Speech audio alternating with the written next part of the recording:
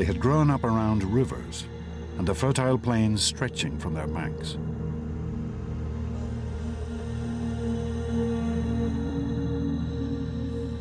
But mainland Greece had no great rivers or open plains. This was a landscape riven by mountain ranges. Off her coast lay countless tiny islands. It was impossible for a single ruler to dominate this fragmented world.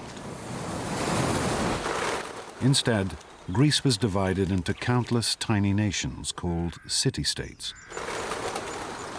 each fiercely independent, each with its own culture and history.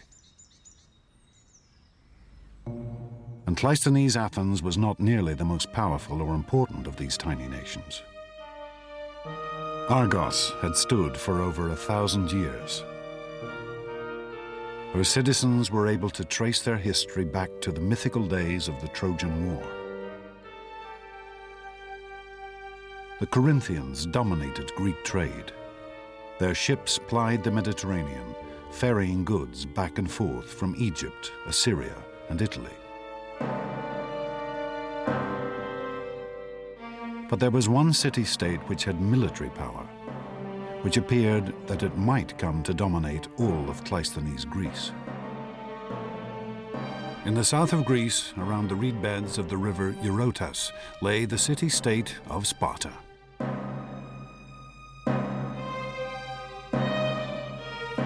The Spartans were brought up from birth to be soldiers, raised in the field, separated from their families, their lives structured around discipline and war.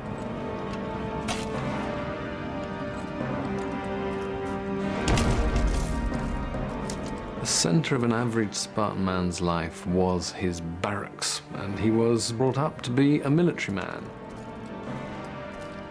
The Spartans lived a life stripped of comforts, with few possessions apart from their weapons, and their cloaks dyed red to conceal their or their victims' blood. Spartans were brought up to put up with anything, and all sorts of stories, the best being of a visiting Sybarite, visiting Sparta, eating the local food, and saying now he understood why the Spartans were so willing to die, because death was as nothing to eating their food. The Spartans were ruthless expansionists.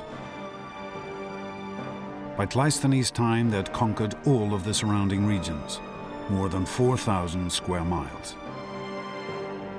For the rest of the Greeks, the Spartans were a threat always on the horizon.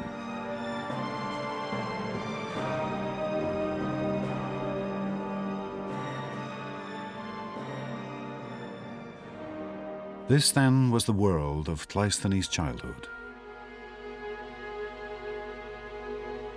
Brought up a member of a self-interested elite in a state that was only a third-rate power. It was an unlikely beginning for the man who would set Greece on the path to empire.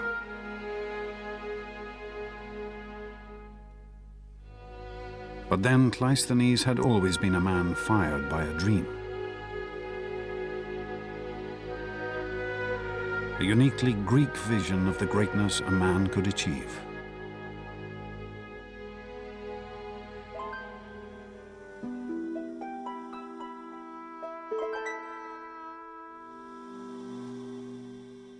If there was one thing that inspired Cleisthenes and his fellow Greeks, it was their stories, ancient tales and myths.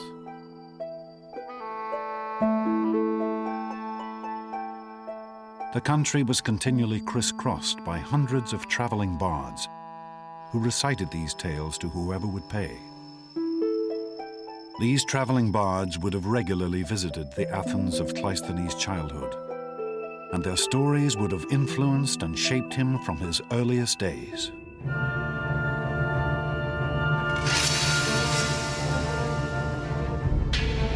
The two most famous tales these singers told are still preserved: the Iliad and the Odyssey, composed by the legendary poet Homer. These works tell of mighty battles and epic struggles.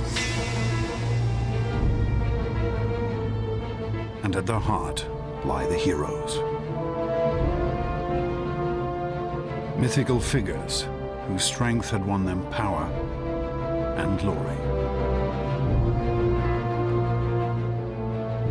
Heroes, almost by definition, were doers of great deeds. The more heads you knocked and the more young women that you deflowered, the greater your heroic status. Heroes were terrific achievers. Images of heroes are found all over Greek art. These warlike figures, valiant, beautiful, determined to seize victory at all costs, were the Greek ideal.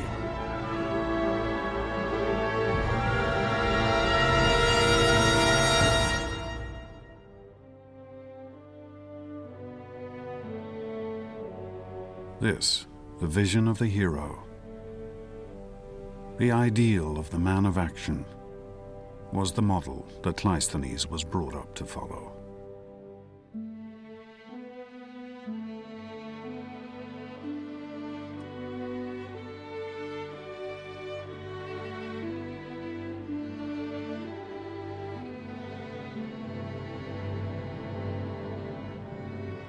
To pursue a life of greatness and glory, won through strength and valor.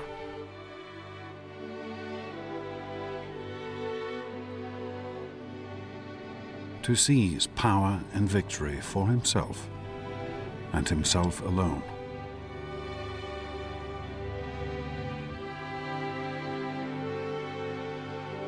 To become a real-life hero.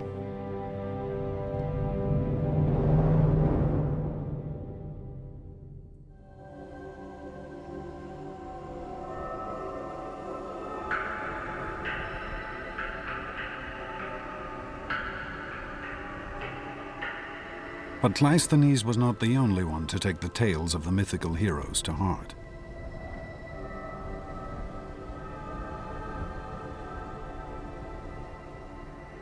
There's a big change in the middle of the 6th century when one man seizes control of the government as what the Greeks called a tyrant.